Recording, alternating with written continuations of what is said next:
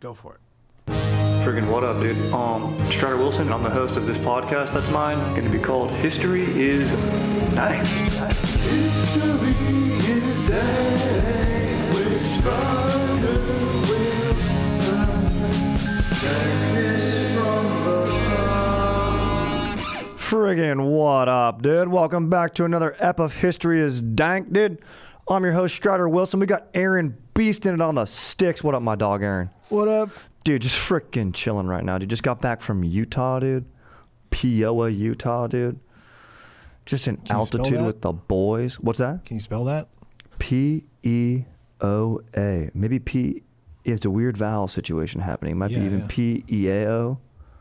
Something like that. It's right by, it's very close to Park City, Utah. My freaking bros got a crib out there where all the bros get together and do the fantasy draft, which is so sick. It's basically like, you know, bachelor party energy without anyone trying to bone everything in sight, because we're basically all freaking married, engaged, and otherwise. We're just trying to freaking draft well and play freaking Beard Eye, dude, aka Snappa. So sick. Aaron, it's one of the best games in the world. It involves a little bit of athleticism. I mean, we covered it pods ago, and, you know, Brooks was there, my freaking bro, and who's one of like the founders of the game at UCSB, one of the most beautiful places for partying in the world. And in fact, Chad and JT did a lot of work there to curb global warming and its effect of erosion on the parties that were taking place there, because some parties were, you know, at risk of falling into the water. So needless to say, yeah, check out the Netflix show, dude, because that's they're freaking doing a lot of good stuff there. They're really making me feel comfortable with the size of my dink, and doing a lot of good work for, you know, ending small dong shame, which is so legit. But dude, I mean, it was just nice, dude. There's nothing just quite like a boys trip, dude. Aaron, now that you're a dad, dude, are you getting enough boys trips in? No. Yeah, man. See, that's tough, dude. It's tough. Because you got to get boys trips. Sure. You know, even if it's about just cruising out to, you know, whatever restaurant you like. Sometimes that's it, just a boys night, you know? Yeah. A virtual bro hang, you know? Sometimes I'll hit up my buddy and be like, dude, are you grilling a steak? Just, can I watch? And then, you know, he'll be like, you want to come over and watch me? I'm like, nah, I would, dude. I can't, though, because I got some laundry in right now, and I don't want, you know, I live in an apartment. I don't want to be that guy to keep it, but can we, like, just Zoom? And then you just, maybe just zoom in on that steak. And it's one of my more jacked bros, too. Sometimes I'll be like, dude, can I get a nice over-the-shoulder shot of, like, your jacked lats and traps while you're, because, you know, of course he grills a steak with his shirt off. So I like to watch that, dude. Just feel part of something, you know.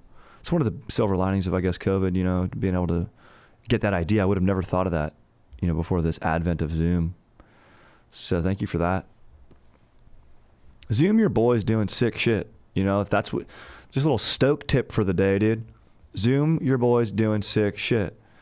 Like, if I'm at home, just post it up, dude, and, you know, me and my dank fiance are really into watering our plants right now, dude, and we've got a dank ass tree that we've named Ingrid, which is legit, dude. And dude, Ingrid's sprouting new leaves, dude. I'll freaking Zoom my boys and be, dude, look at me watering these freaking plants right now, dude. So sick. And they'll be like, dude, that's good form. So just a pro tip right there. But dude, I'm fired up about this ep right now because, dude, we did the fantasy draft. The boys were together, dude, making picks. I got my squad selected. Dude, just hop over to the Patreon. I'm going to let you know my draft tips and stuff. I'll let you know it over there, Strider Wilson, patreon.com/Strider Wilson, dude. But, dude, I'm going to be just really giving you some good draft strategy, you know, how to dominate your bros, get in their heads, dude. Put, you know, ad hoc references to really throw them off, or ad hominem, excuse me, to really throw them off, and just, you know, really elbow drop your boys, and, you know, call their dads, be like, hey, I have your dad on hold. He wants to tell you something. He's like, I haven't talked to my dad in years. Be like, exactly, dude. Talk to him now while you're about to draft in the first round. Really throw your boys off. You know, pin them emotionally is really what you need to be doing during the draft. So really going to be coming with some pro tips on that, dude. And, you know, do you need a paintball gun while you're drafting? Stuff like that, dude, if you're at a freaking destination draft in Utah. So that's going to be super sick, dude. So heads up for that. Other than that, dude, I'm looking forward to freaking diving into this episode, dude. It's going to be the history. And this was a suggestion, dude, written in, dude, via DM, which is legit, dude. Love that we live in an age where you can just DM basically anyone. Very sick. All about connectivity, dude. You know what I'm saying, dude? You better believe we were in Utah just laying on our backs in that nice, crisp mountain air, dude. Come the end of the night, staring up at the stars and just talking about deep stuff. Like, dude, can you believe we live in a world where you can just DM anyone? Like, if I wanted to DM Billy Zane, the Phantom, I could. You know, actually, I'm not sure if he's on Instagram, but there's probably a dude who goes by the Phantom who I could DM, and that'd be an interesting conversation. Just gonna DM dudes named Phantom, dude. You know, that'd be a sick ass Top Gun call sign, Phantom. Aaron? I mean, I'm Billy dark. Zane is on Instagram. Oh, I'm going to follow him, dude. I've got to follow Billy Zane.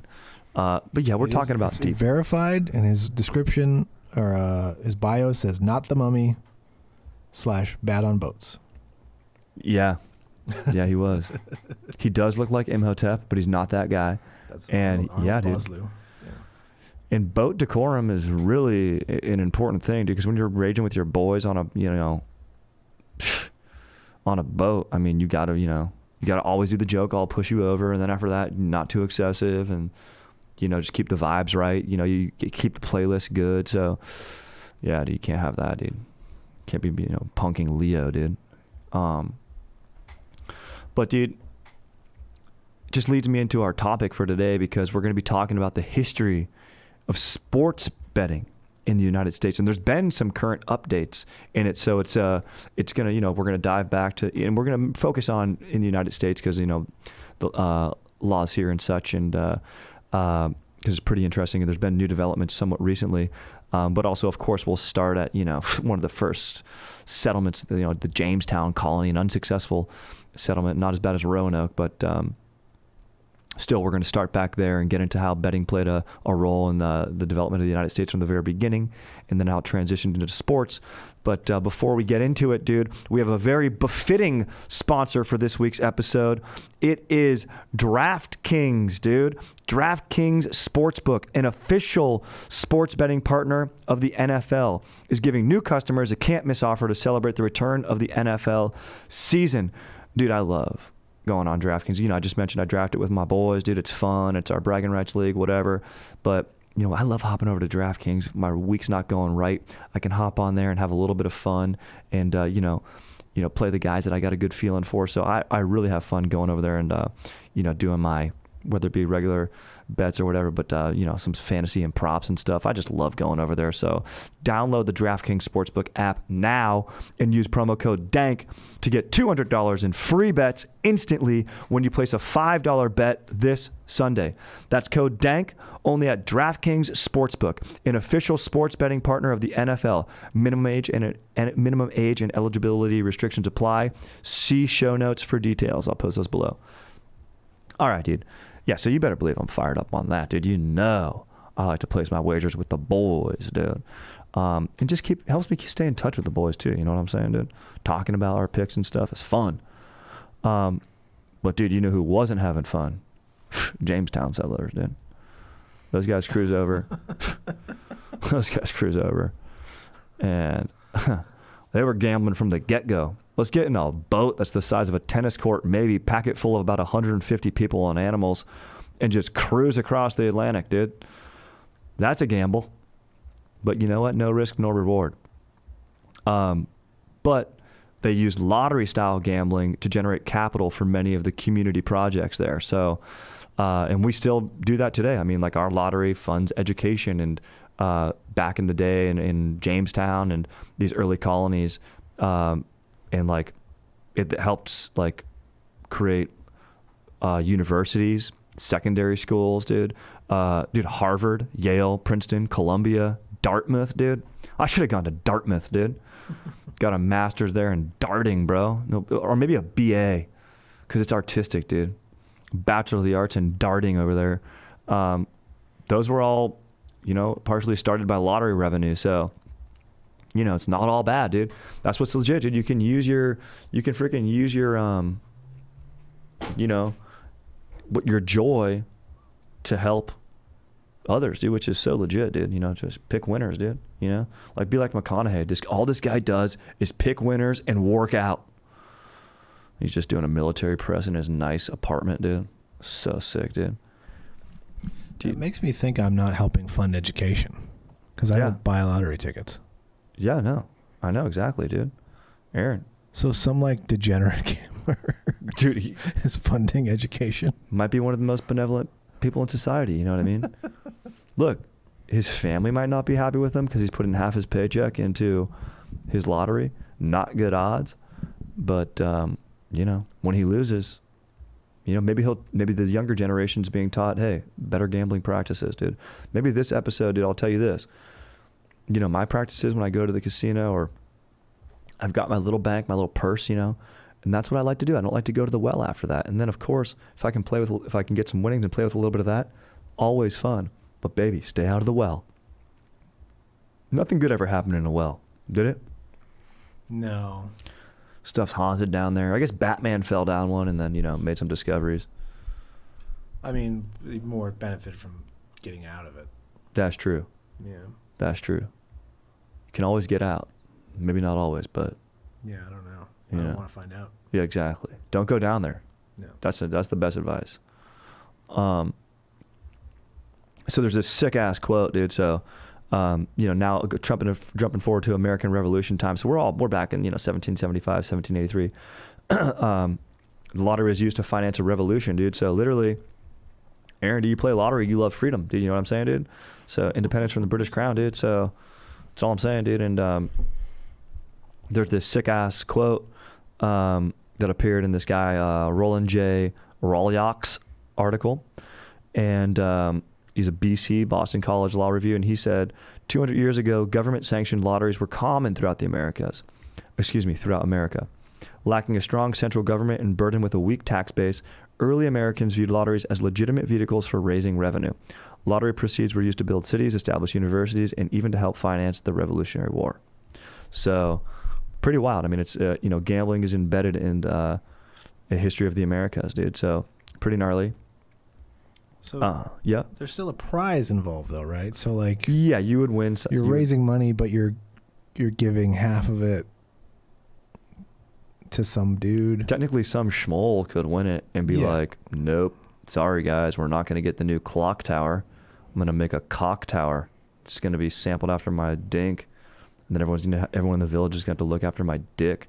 But in doing so, Aaron, he might hire the very same carpenters who the state would have paid, and maybe the clockmaker or hortologist, whoever it would be, is out on a job, but then, you know, maybe there's a cool lady who's really good at making mushroom tips, and she makes a nice mushroom tip that resembles this schmoll's dink, and, you know, maybe she's married to the clockmaker, and she's like, hey, let's put a little clock there on the mushroom tip. And then the guy's like, hold on, give me time to think about it.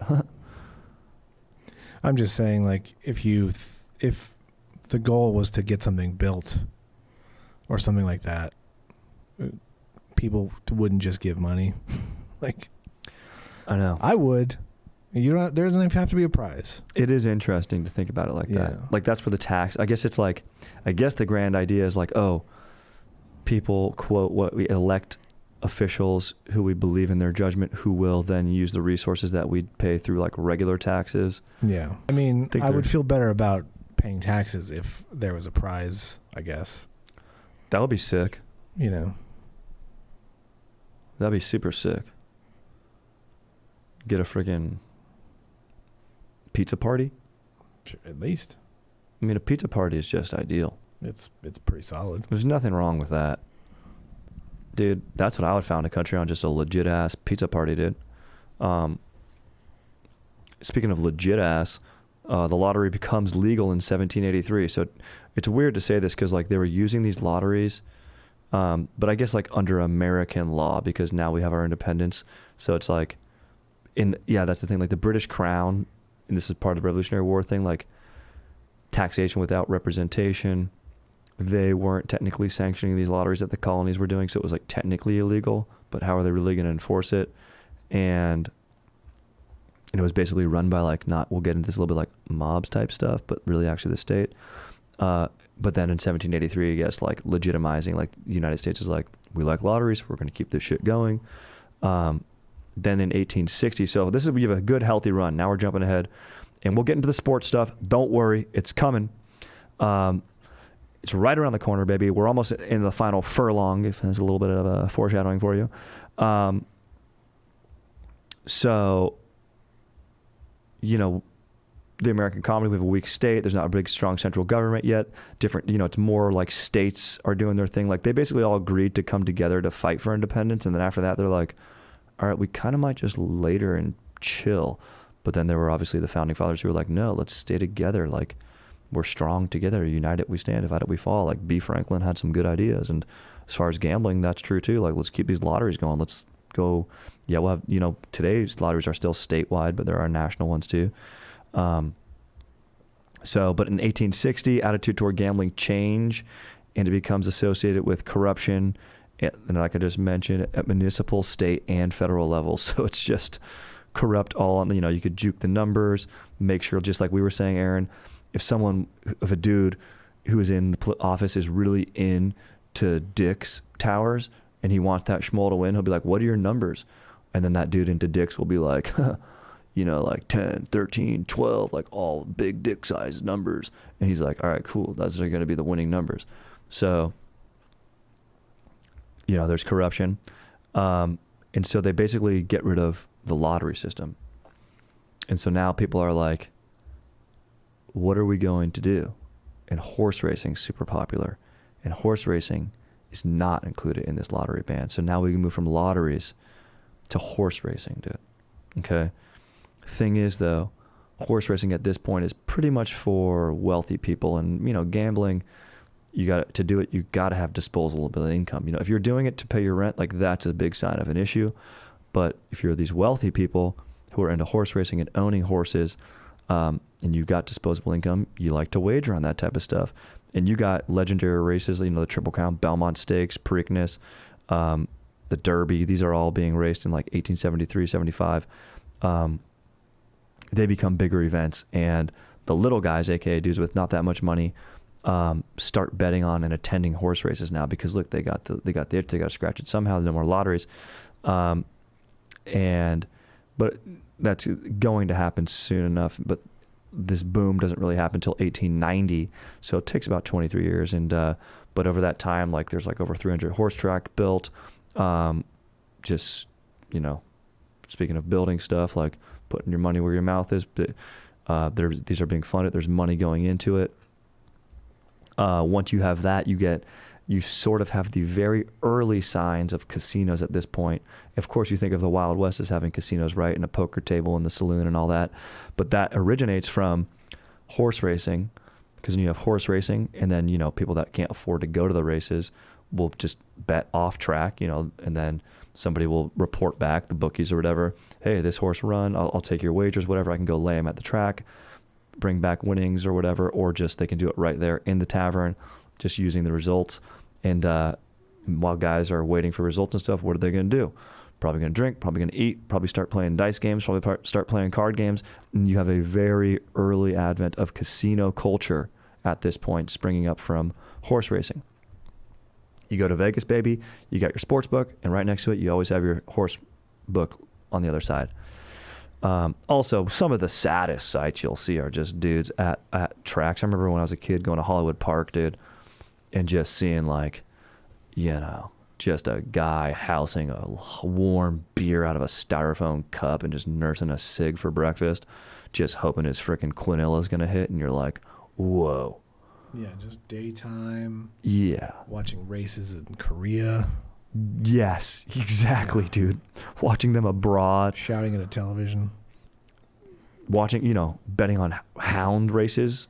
Hound races are, like, the only reason those tracks are built are, like, for exposition scenes in movies for, like, two spies meeting. It's just spies and sad dudes at hound races. That's it. Spies and divorced dads. That's who goes and watches hounds race. And then maybe, like, in a sophisticated Italian dude. But who's still also probably divorced and a dad. And honestly, probably a spy. Do you think you'd be a sick-ass spy, Aaron? Maybe. I don't like hiding. Yep. But I can lie a little bit. Be pretty fun. It's sexy, you know what I mean? Sometimes telling sexy little lie. Like, oh no, I was born in a small town outside of Munich. Have you ever heard of it? And that's me trying to do a little Bavarian. Oh, your German is a touch Bavarian. Oh, yes, exactly. My father was from this region. And then, I don't know why I'm a World War II spy at this point, but I am, dude. That's how I always imagine it. Spy movies, though, dude, always kind of snooze me up. Do the Bourne movies count as spy movies? Yeah. Okay, those are sick. But they're more action-packed. I think that after part one, they kind of lose their luster. So do I. They have that one sick-ass scene where they use the book to fight, though. Like, then every movie after that had, like, people hitting each other with books. Like, heavy-ass, like, physician's deck references, just freaking decking dudes with them. So, we talk about this casino culture, and then you get this, people begin running rackets. That's the problem. That's the ongoing problem, are these rackets that begin to be run by the people running the lottery at first, and then now these racetrack bets, and the lower class and American families are betting on it, and they're do these crazy parlays, or like I mentioned, a quinilla or whatever, a trifecta, and better odds, but they're just losing money, maybe smaller amounts at a time, but still losing. Gives the allure of making a speedy buck, but ends up hurting America more than helping it. So then in 1910, and that's sort of like the history. It's always this tug of war. It's like, a little bit of a boom, stuff's all good, we found a new way, and then people found a way to sort of corrupt it, and now we've got to go regulate it. So that's kind of what it always is like it's a battle of regulation and fairness. And then we'll get into fixing shortly here. And there's always some weird, like, location-based rules. Like, it's okay on a riverboat or out at sea, but not on the land, or on a reservation it's okay. Correct. Yeah. It's always, like, a little bit interesting, and we'll get into a little bit of that, like, about how the outlining of the laws work. And it starts kind of with, like, the states' rights, where the lottery stuff and everything started. So it's all kind of like that, and like what state patrols the water and what side of the river the boat's docked on. It is interesting. So we'll get into that, but that's a great point that you raise. So when you think gambling, horse racing, you got to think that from the get-go, and then you get boxing, dude. Two dudes, who's buffer? This goes back to probably day one, back to the Olympics, right? That's sports betting has taken place forever. I know we have an emphasis on the U.S., but across all cultures, it's taken place forever. What dude's going to beat a foot race? Who can get what to point A to point B faster? What dude's going to knock this guy down faster? Who's buffer? Whatever. But you got these guys. You've heard names like Jack Dempsey, Gene Tooney, and they become famous because of these boxing bouts that they'd have. But then you start getting throwing. You can control it and throw fights. Something easier to do when it's just two guys, the group's smaller, and they can throw it. And I think fixing in boxing, like when I watch boxing or even MMA today, like I sort of just believe that there's always like a fix in. I'm like, I think this all is just kind of rigged. Maybe not the lower fights so much, like when contenders are coming up, but like when it's such big money like that, like these big Mayweather fights, I'm like, this is just not, come on. And then you're like, no, but they get knocked out. I'm like, I would probably let somebody knock me out for like a $300 million payday. Right? Yeah. And maybe a guy who's in control and knows what he's doing and is a good fighter. Like maybe that's why they don't do it with contenders. So little conspiracy there, but it's founded in a little bit of proof, because then you get to this 1919, the Black Sox scandal. All right.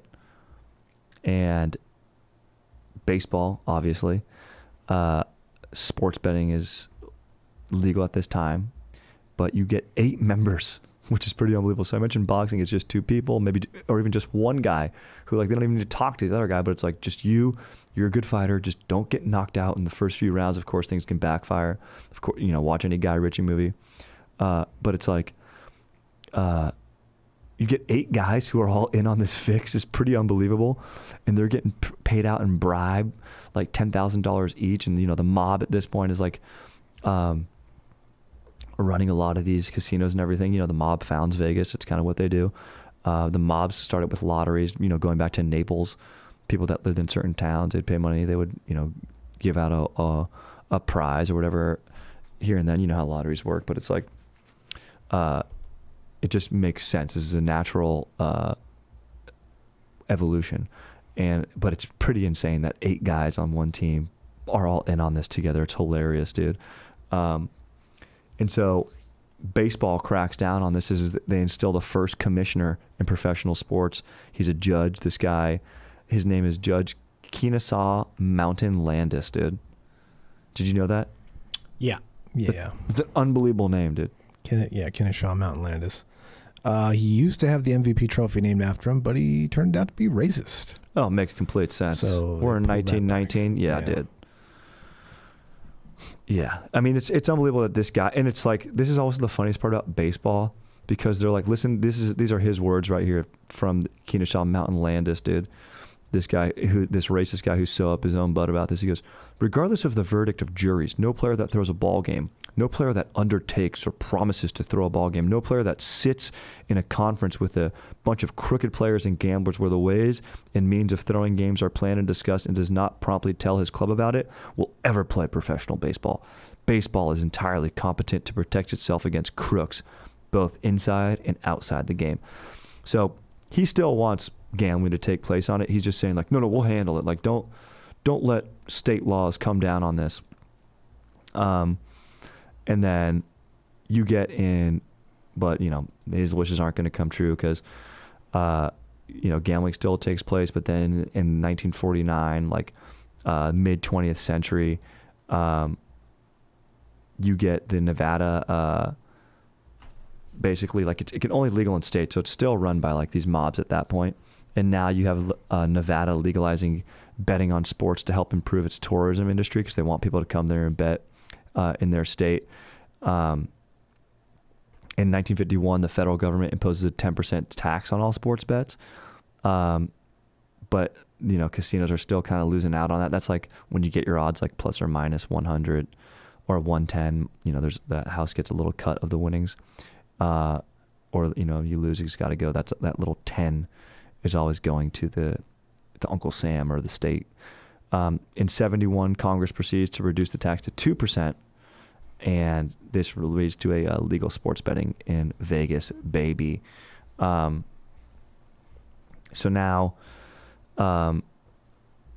you still have your illegal rackets going on, but it's like the fact that the state bends to the mobs who own these casinos, which is like, it's all legal. It is all legal, but not really. It's all mafia owned and operated. And, who knows what's being properly reported and all that. It's just not so it's just too tough to regulate.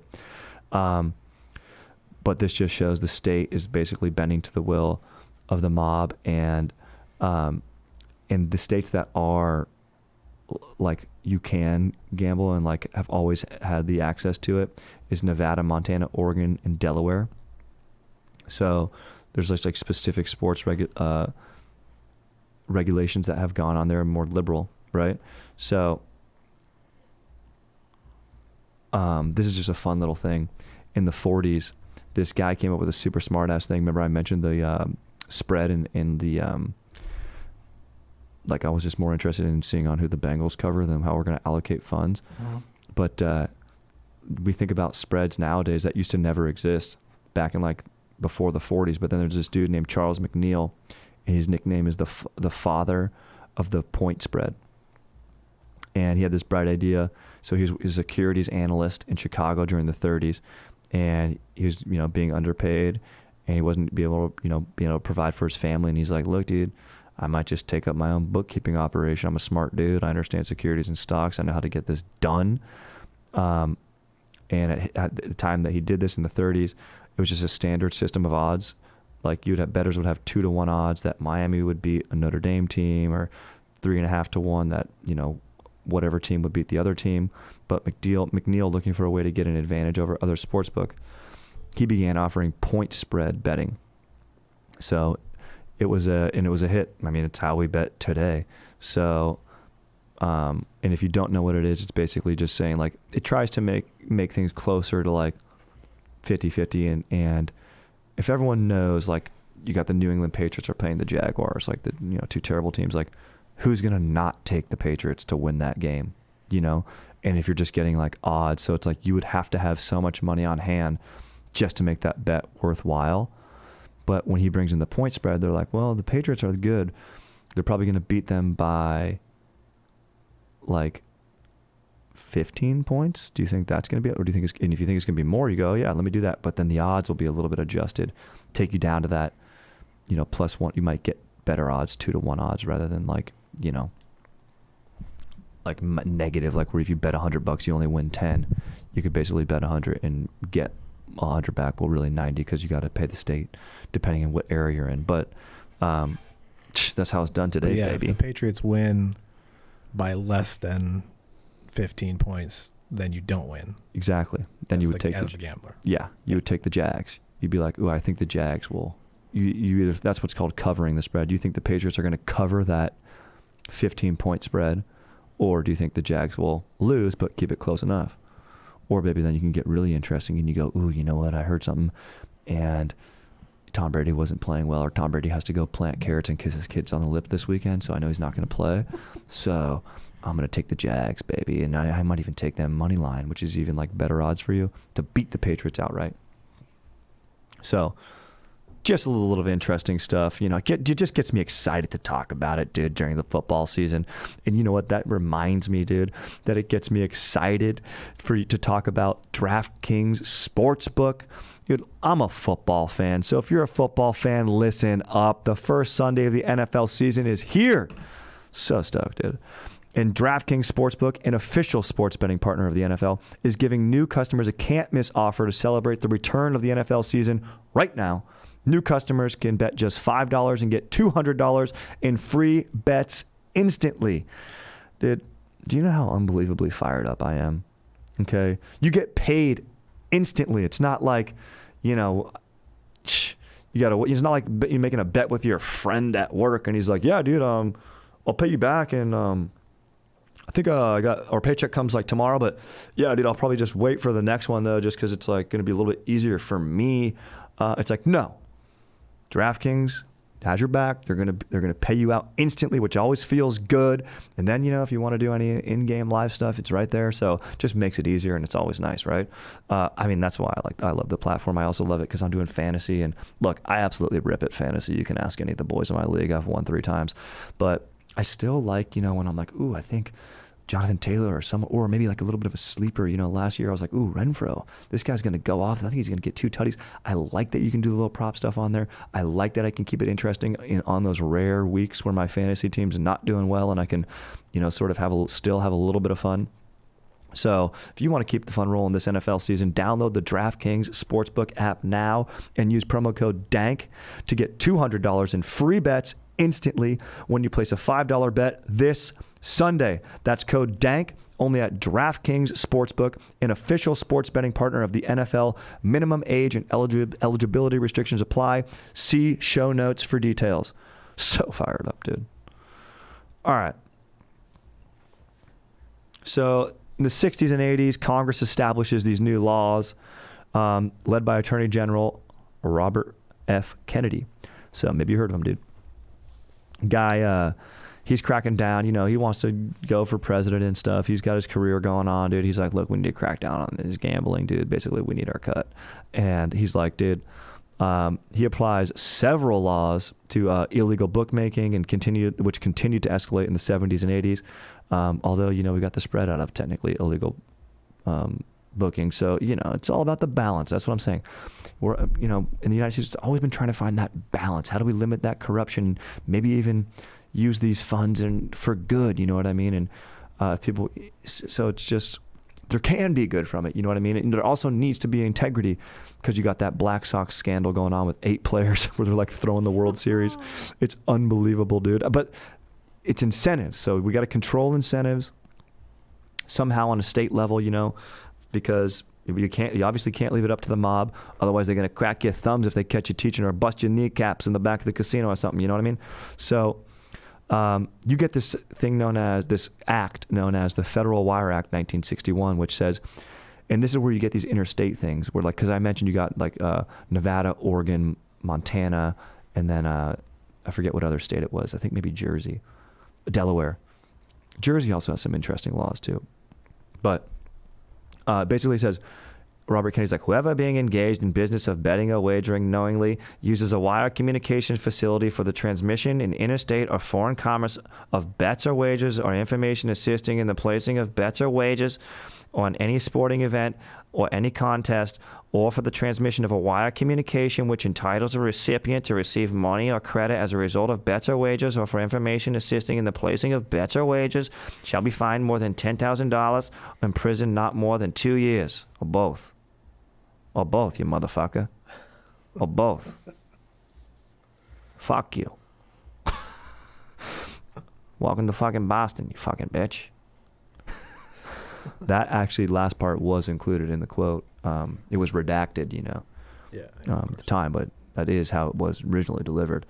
So basically this is like against bookies and interstate commerce. That's why it's regulated in state, right? Because the mob is still, you know, they're still strong, baby, down in Nevada. Don't come and put your claws in here and raise that little, we like the 2%,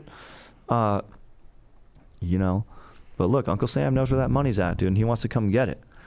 So he's trying to, then you get the Traveling Act, basically like this wiretapping act. You can't travel funds across the state because it's like, all right, well, if we can't make these wire calls or anything, we'll just travel.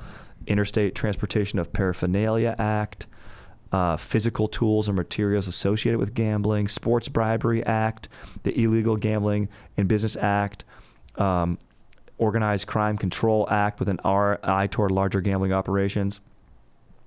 All these things still didn't stop the mob from operating. So it's part of the reason they believe that the mob killed Kennedy. Yeah. One of the conspiracy theories. That is absolutely. Because his brother came down on the mob. Mm-hmm. They're like, we need this guy gone.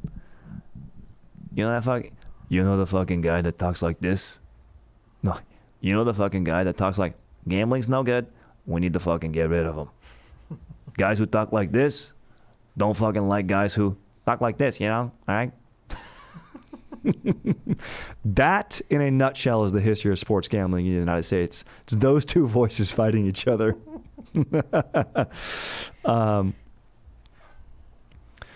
So you get these Atlantic City. That's the thing with Jersey. Like they appeal to Congress because they want to create state funds. Like it kind of goes back to the lottery thing. They're like, dude, New Jersey, everyone jokes around like New Jersey sucks. It's where New York dumps their trash. Like, right?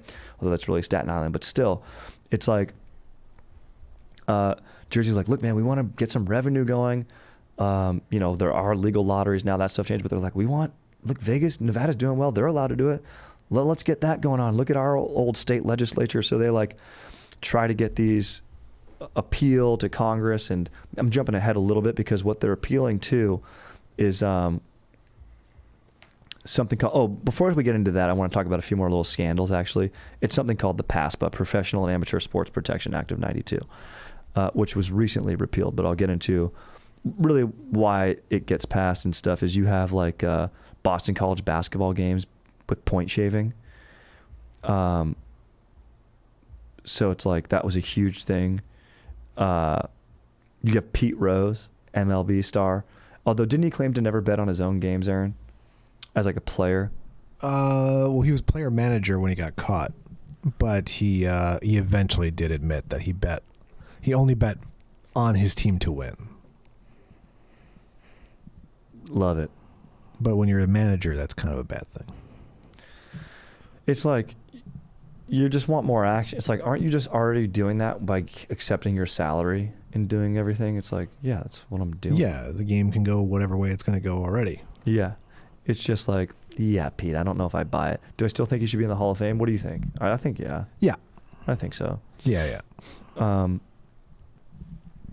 So you get PASPA. That's the abbreviation for the Professional and Amateur Sports Protection Act, 1992. Basically, it's like outright domestic ban on sports betting in the United States, like just plain and simple. Like the language is simple. Like you cannot bet on anything unless, because these states have in like specific language in their constitutions and pre-existing laws, Nevada, Montana, Oregon, and Delaware. Jersey keeps appealing. They want in on that. And at that point, Indian casinos are not. Are they part of that or not? No, Indian casinos still don't have. Because they're sovereign. Yeah. Yeah. Exactly. They don't have sports betting. In fact, and I think like in California, they're still regulate, like you can't do dice games. Like when you play craps in like Morongo or Chumash or anything, like you can throw dice, but the dice informs a card on the table. And so technically what is affecting your odds and stuff is like a 5 actually means the 10. It's like such a dumb loophole. Oh, weird. And like all the roulette is like electronic, like that's okay for some reason. There's all little things. Weird. Yeah. It's all pretty sad, dude. It's fun if you can do it with in control. You know what I mean? That's why whenever I see the commercials for those casinos, I'm always like, yeah, nobody's smiling that much at those places. Oh yeah, dude, it's so funny. Those commercials like are cigarettes. so. It's like, yeah, dude. Sad. Yeah. People in oxygen, wheelchairs. Dude, that's the thing, dude. You get a lot of like the older people in the shuttles going out there, you know, from the retirement home, just like, all right, something to do, I guess. I mean, shit, dude. I guess it beats a day trip to Nordstrom that we did last week, dude. Yeah. You know? That's why you gotta live fast, die young, baby. No, I'm kidding, dude. Live forever, baby. So then in 2018, Congress passes a, it's like they do like they repeal this because that was a federal law, PAPSA, but then they just repeal this and they say it's going to be up to states now. Each state is free to act on its own. So it's the state law. And right now, Delaware, Mississippi, New Jersey, Pennsylvania, West Virginia, Rhode Island, Arkansas, and have like full like sports betting legislation in action, and can do it. Rhode Island, Arkansas in 2019 got there, and I think California has legislature now geared towards it. So there's more and more states hopping on, and this takes us up to like what we were talking about with our sponsor and everything. In 21st century, you have now online sports betting. So it's like, how does that work? Like wherever your IP address is and based on that state. So it's really taking the next step, but also maybe will help in regulation. We shouldn't forget, like, it was like 2010 when like online poker was huge, and then they just wiped everyone's accounts. Dude, because it was, they took everyone's, and a lot of those things were off seas. Like you'd get like a book, like the money would be, because you have that Wire Act, going back to that Kennedy thing, like, but technically it was like international. Like you would send your money to China, you get a check like 8 weeks later, maybe, from like, freaking Kunming, China, which we're at a layover at the airport one time, and maybe it works or it bounces. So yeah, just could be gnarly. But now you got more legitimate stuff, and transfers are easy, can be instant, and as long as it's properly regulated and the people playing are doing things in moderation and not diving into the well, like we said. Don't go to the well, dude. There's probably a little like Victorian ghost kid down there, dude. I mean, I think every well comes with a well-dressed adult comb over Victorian ghost kid. Like, stay out of there, dude. I don't care how bad you want to be Batman. So that's my advice for today. 2 things, dude. No, I'm doling out the advice today, dude. Zoom your boys grilling steaks. Zoom yourself doing sick shit with the boys. Share that stoke. Don't go near wells. There's Victorian ghost boys down there, and then everything in moderation, like the Greeks say. Come on, bro. So as of April 21st, 2021, there are 23 legal online sportsbook casinos licensed by the New Jersey Division of Gaming Enforcement, dude. So that's what I'm saying. Jersey's stepping it up, dude. Many other states across the country, have gone through legalization process with differing restrictions on what teams and can be bet and everything. So there's always a little bit of nuance because it's mainly Congress repealed, or the what is it called, SCOTUS or whatever the hell it is, Supreme Court repealed that in 2018, the PAPSA, so now it's going to be up to states, which will take a little bit of time. So basically, dude, get after it and have fun. You know what I'm saying, dude? And the mobile numbers are growing, dude. Like since 2016 and 2017, this is just a little older data, but I'm sure it's even up now. Gambling on mobile devices rose from 29 to 39%. I mean, dude, if you go to like a English Premier game overseas, you can like gamble in little stores or by the stadium and everything. Like, oh, I'll get a bottle of water and I'll put, can I get a bottle of water and, or maybe I'll get a picture of the numbers and I'd like Harry Kane, 2 headers today, please, against Tottenham. Actually, not against Tottenham. Doesn't he play for Tottenham? So. He might, yeah. So, all I'm saying is it's pretty sick, dude. It's got a little bit of mafia. It's got some corruption. It started with the lottery, went to the horse, went to the ponies, went to boxing, got to baseball, corrupted every level all along the way, dude. And the constant tug of war, which is a sick ass thing to bet on itself, of who's going to regulate this, how are we going to keep things in check, what's the proper cut, and how do we keep people from, sometimes protect people from themselves with trying to scratch the itch a little too much, and going to that well and trying to get, cursed by a Victorian boy. So that's pretty freaking sick, dude. Gave out some sick advice and just keeping it high and tight. Maybe we do one question, then bone out, dude. And I'm so fired up for the football season, dude. Let's hear. Here we go. Maybe I'll keep this. This is from. I'll keep this a little anonymous today. Just because I've never been on a date before, and I was wondering what conversation topics / questions you and Aaron would recommend. This is like a follow-up question. I limited. He was very nice, this dude. He's like, dude, thank you for the advice. Didn't work out with the past lady, but he's going on a date with a new lady, and he said he's never been on a date, which then it made me confused with like how like the past lady scenario like didn't work out, but you never went on a date. In any case, I think it's good advice. Something that we've broached before a little bit, but what conversation topics, questions would you and Aaron recommend? Someone's never been on a date.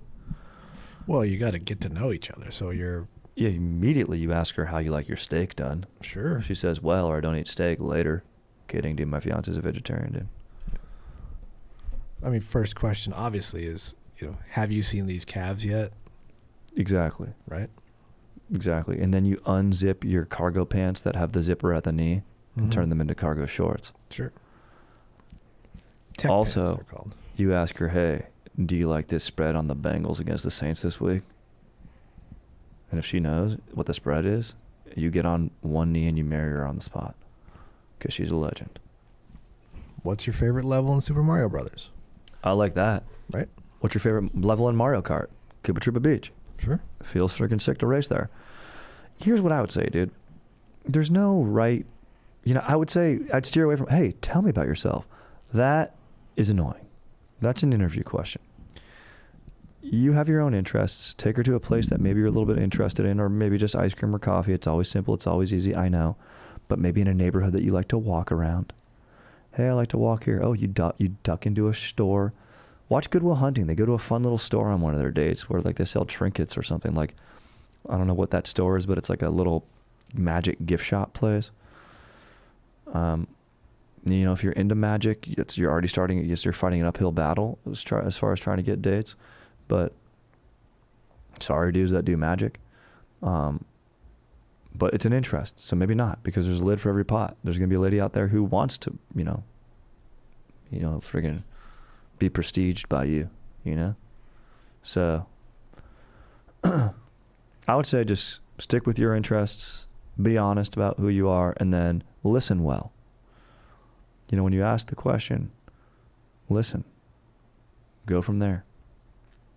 Don't, you're going to get excited, cut someone off, just listen well. Don't have to overtalk. Don't be too cool. That's why you have your coffee or something to eat.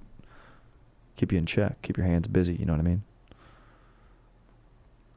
What do you think, Aaron? I think that's all good. You got to listen. Yeah. A good question is, hey, do you want to come to my apartment and check out my sword? Just be like, well, that's disgusting. Be like, no, I have a broadsword, William Wallace broadsword. It's pretty sick. Oh, no, I don't want to see that.